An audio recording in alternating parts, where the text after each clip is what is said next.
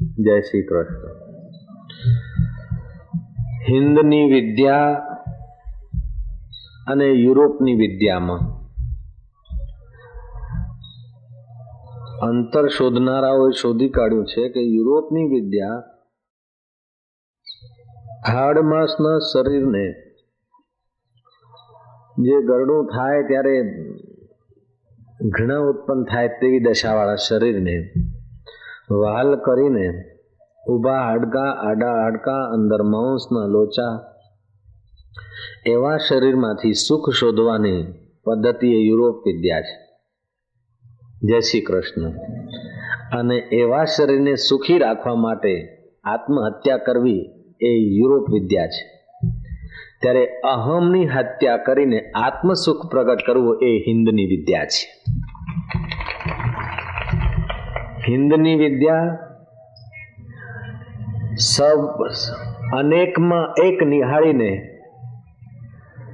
સર્વત્ર આત્મદર્શન કરવામાં એનો હેતુ છે. ત્યારે યુરોપની વિદ્યા પોતાનો અહંકાર વધારીને શત્રુ ઊભા કરવાનો એનો માર્ગ છે.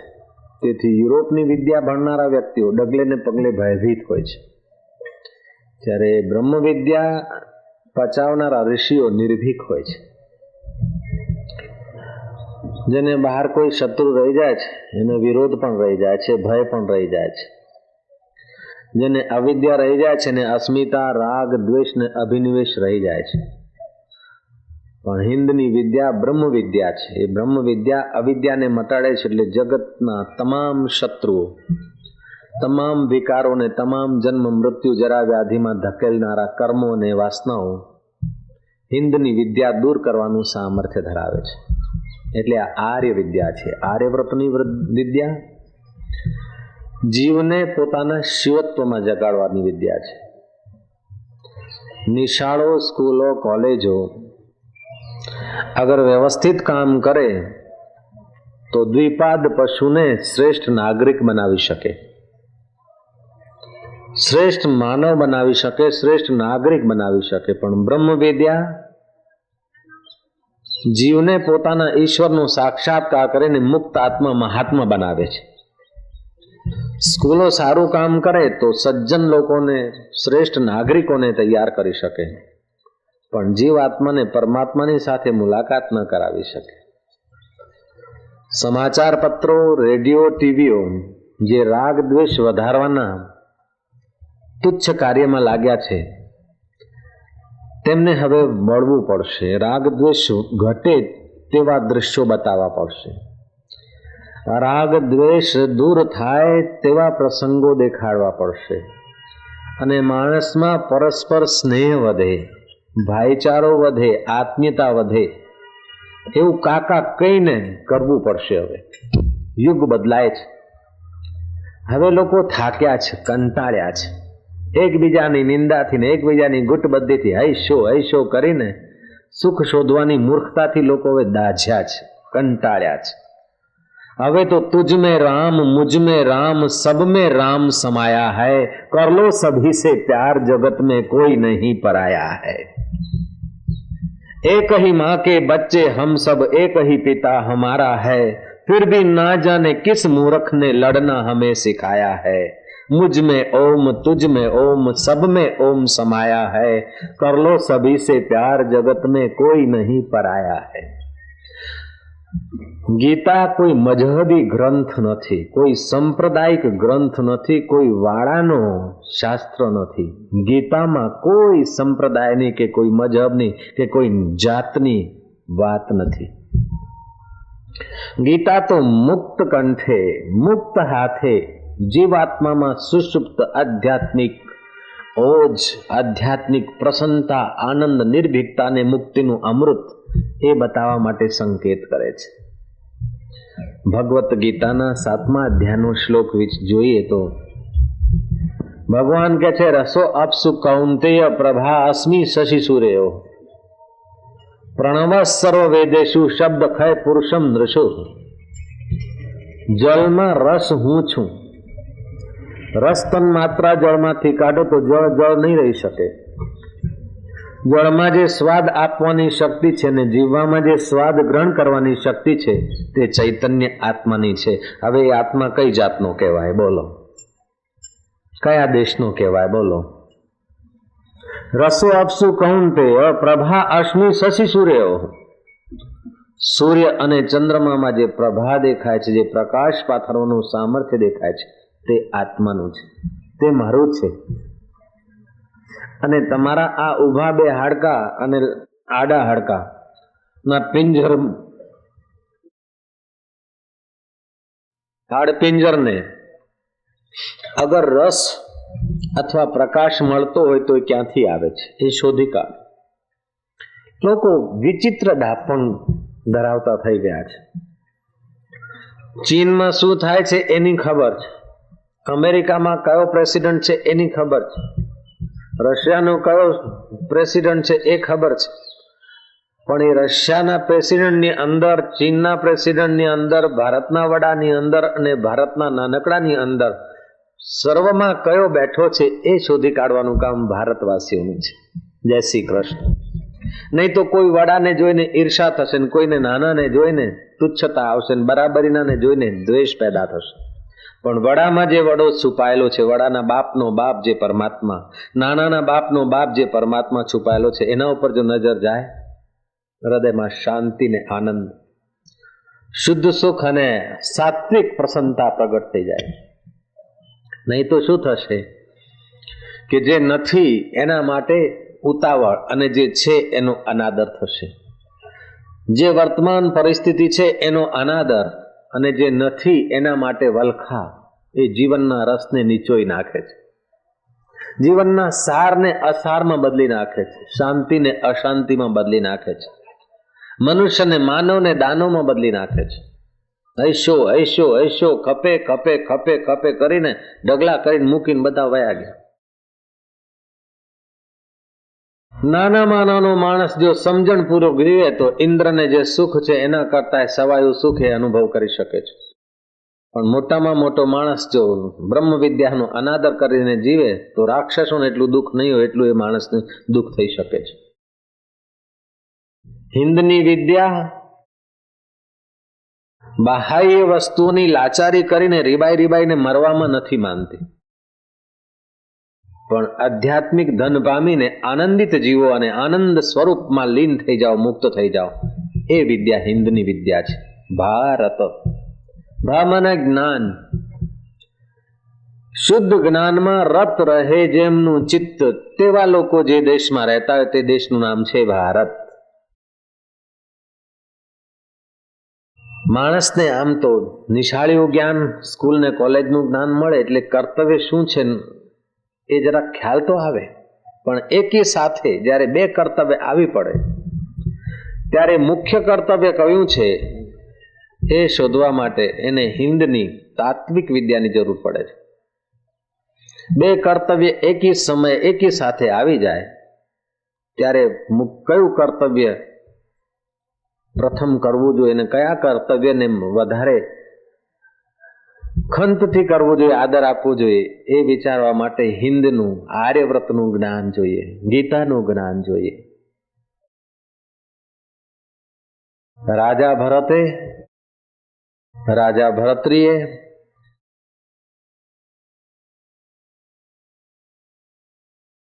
રાજ્યપાલનનું કર્તવ્ય અને આત્મલાભનું કર્તવ્ય, બે કર્તવ્ય જ્યારે દેખાયા તો મુખ્ય કર્તવ્ય કયું છે કે આત્મલાભનું કર્તવ્ય, આત્મરાજમાં પ્રવેશ કરવાનું કર્તવ્ય. એમને ઊંચું લાગ્યું તો હલકું કામ છોડીને ઊંચા કામમાં લાગી ગયા. ગોપીચંદે પણ એમ જ કર્યું, ભરત્રીએ પણ એમ જ કર્યું, પરીક્ષતે પણ છેવટે એમ જ કર્યું. અને આપણા અરવિંદ ઘોષને જ્યારે ખ્યાલ આવ્યો કે મનુષ્યનું મુખ્ય કર્તવ્ય શું છે, ત્યારે એમણે કોંગ્રેસનો ત્યાગ કર્યો. અરવિંદ ઘોષે કોંગ્રેસનો ત્યાગ કર્યો, દેશ સેવાનો વાવટો છોડી દીધો અને આત્મ ઉન્નતિના માર્ગે લાગી ગયા.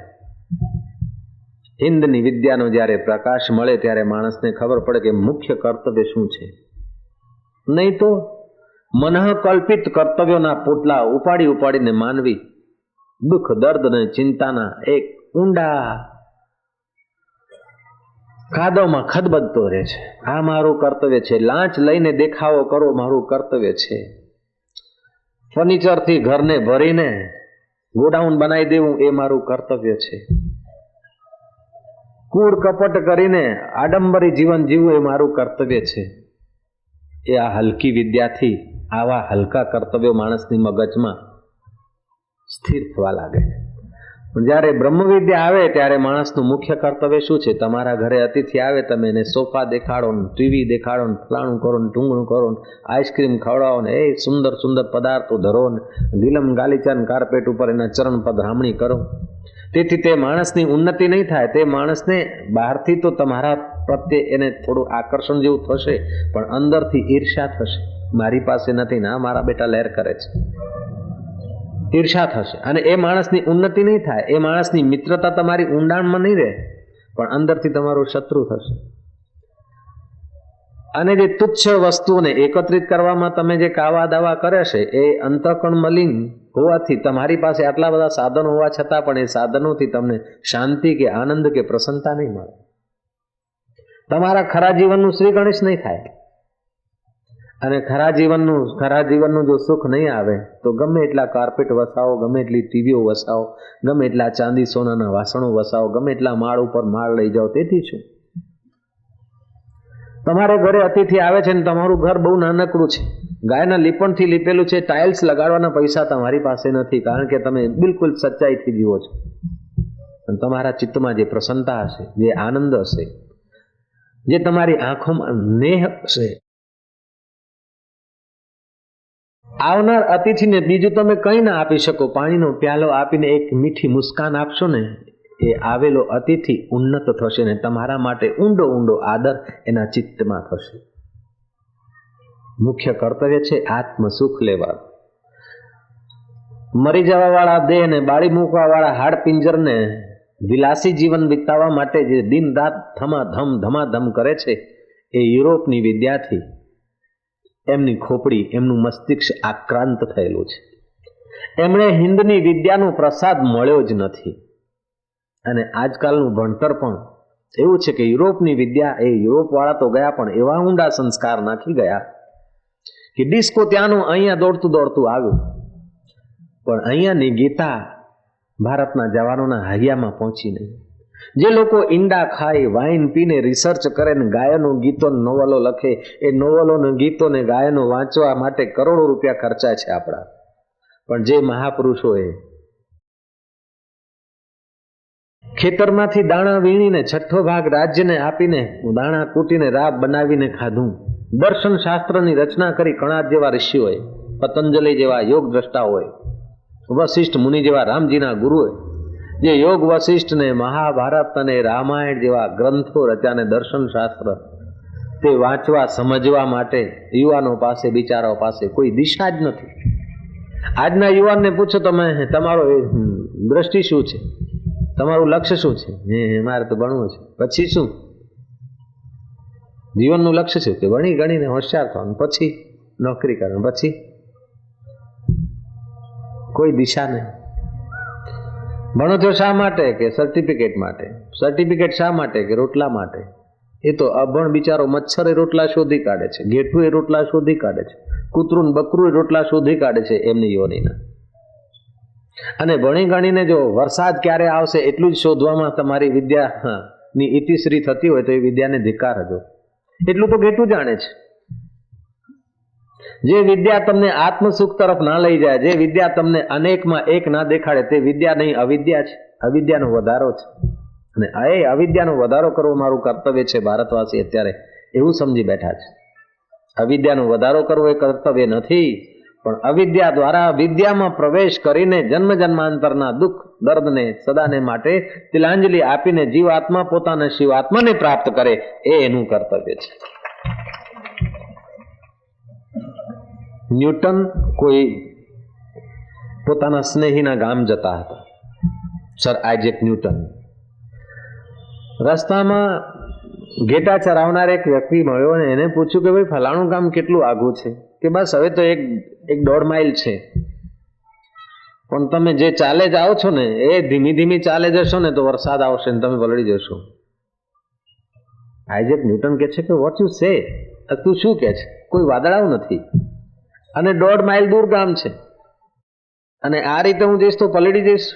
શું તારી પાસે કયું થર્મામીટર છે? કે સારું ત્યારે જોજો.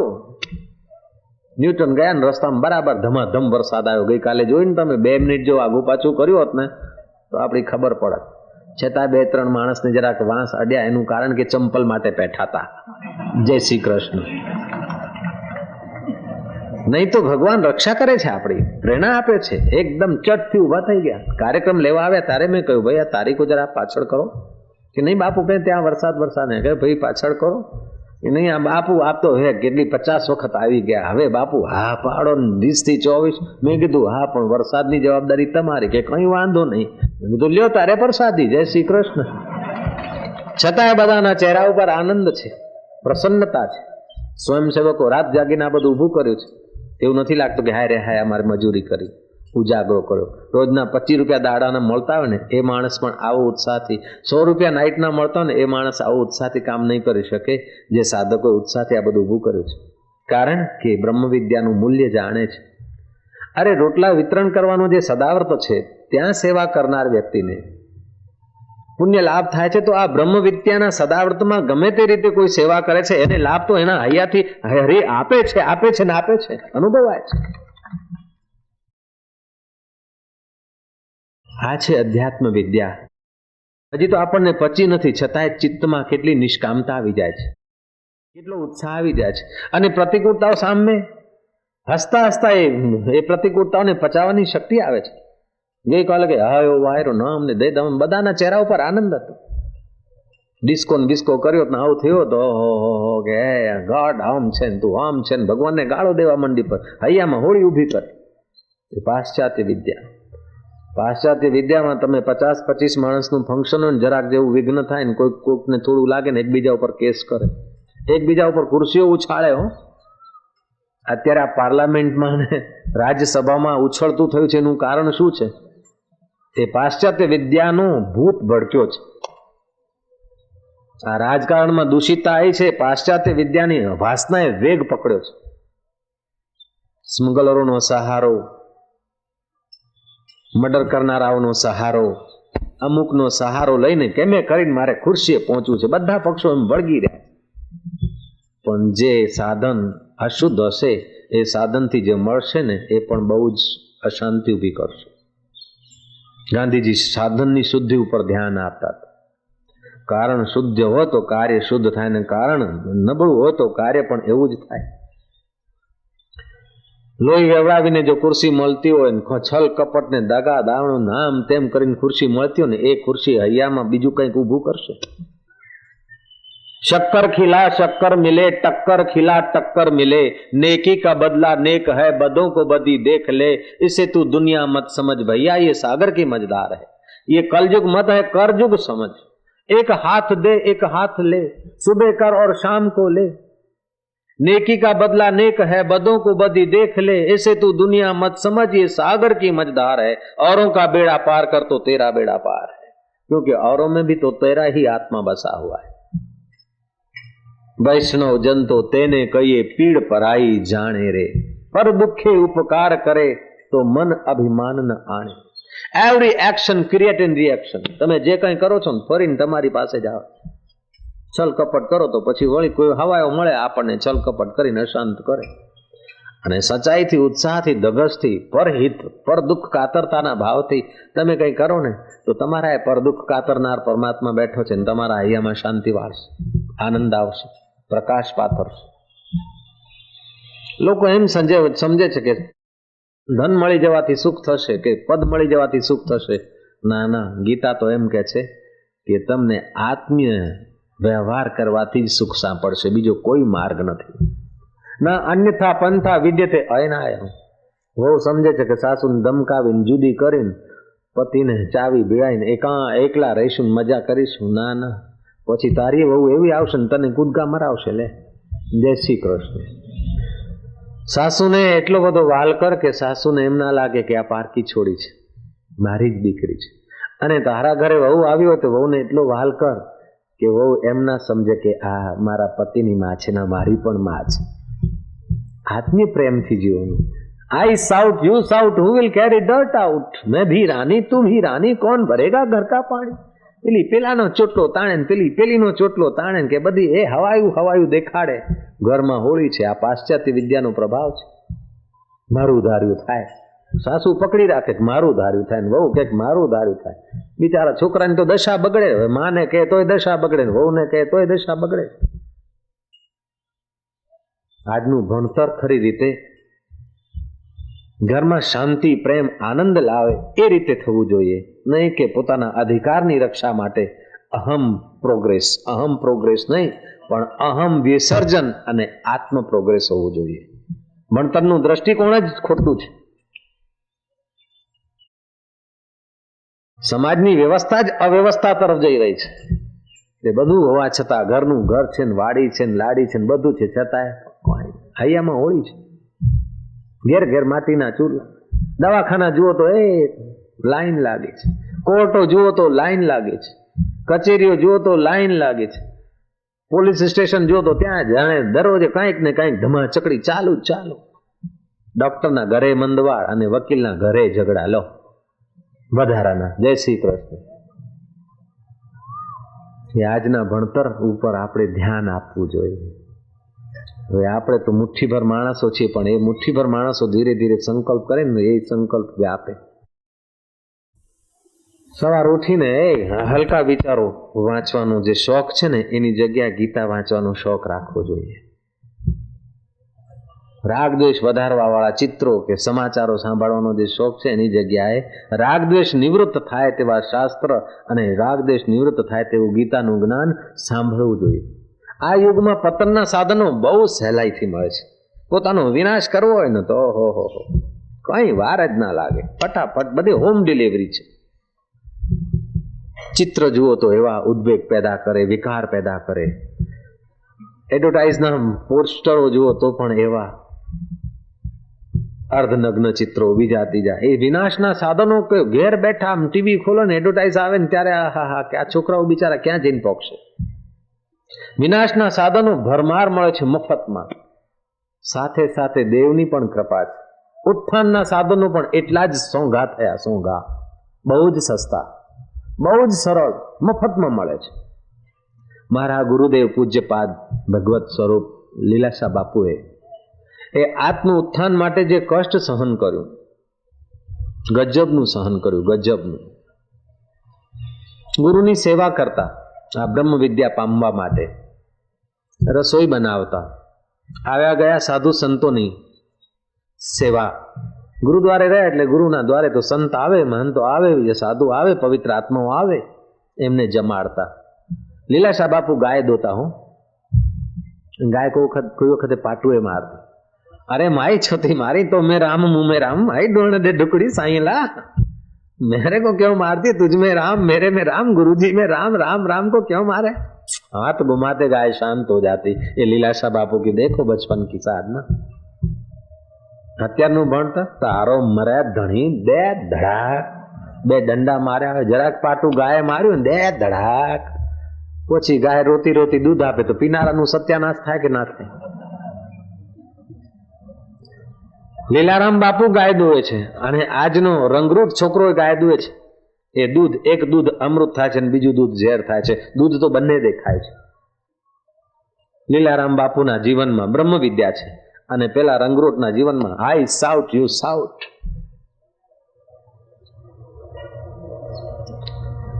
ગાયને હાથ ફેરવ્યો છે, ગાય તો બકરી જેવી બરાબરનું દૂધ આપે, દૂધ વધે જાય છે. અને લીલારામ બાપુ આવે છે એટલે એમને ભાલથી ગાય સૂંઘે છે ને ચાટે છે. ત્યારે પેલો જે દંડા દઈને ગયો હોય ને એને જોઈને ગાય કૂદકા મારે. આ સૃષ્ટિમાં તમે જે કરો છો ને એનો પ્રત્યુત્તર મળે મળે ને મળે. કથા કરવા આવ્યા હોય ને કે હા આટલા લોકો છે ને આપણે ઘરનું ખાઈને કથા સંભળાઈએ, એના કરતાં આપણે આ લોકો પાસેથી કાંઈક રોકડું થાય એવું કથામાં બોલો ને. દાનની મહિમા અને કથાકારને આપવું જોઈએ ને આમ કરવું જોઈએ એવું ગોઠવીને બોલીએ ને તો જે અત્યારની મસ્તી છે ને એ બીજી દિશામાં જતી. તમને થાય કે ઠીક મહારાજને પટાઈ આવો. તમારા મનમાં એવું થાય, મારા મનમાં જો તમને પટાવવાનો વિચાર આવે ને તો તમારા હૈયામાં જે પવિત્ર હેત ઉભરાય છે અને સર્વસ્વ નેછાવર કરીને મારી સેવા માટે તમે લાગ્યા વળગ્યા રહ્યો છો ને, એ દિશા તમારી બદલાઈ જાય. લો, અત્યારે નથી દેખતા દી, નથી દેખતા રાત, નથી દેખતા સવાર, નથી સાંજ ને 50 વખત મોટેરા આશ્રમમાં આંટા મારવા આવો છો કે બાપજી પધારો પધારો પધારો. જીપો લઈને, કારો લઈને, નરુમલને પૂછી જો, બીજા સમિતિના ભાઈઓને પૂછ્યું, કાર્યક્રમ લેતી વખતે કેટલી કેટલી કેટલી તમને વિનવણી કરવી પડી છે. કારણ કે મારા માટે તમને વહાલ છે. મારા માટે તમને વહાલ કેમ છે? કે મને સમાજ માટે વહાલ છે, મારા ગુરુદેવ મને શીખ્યું છે.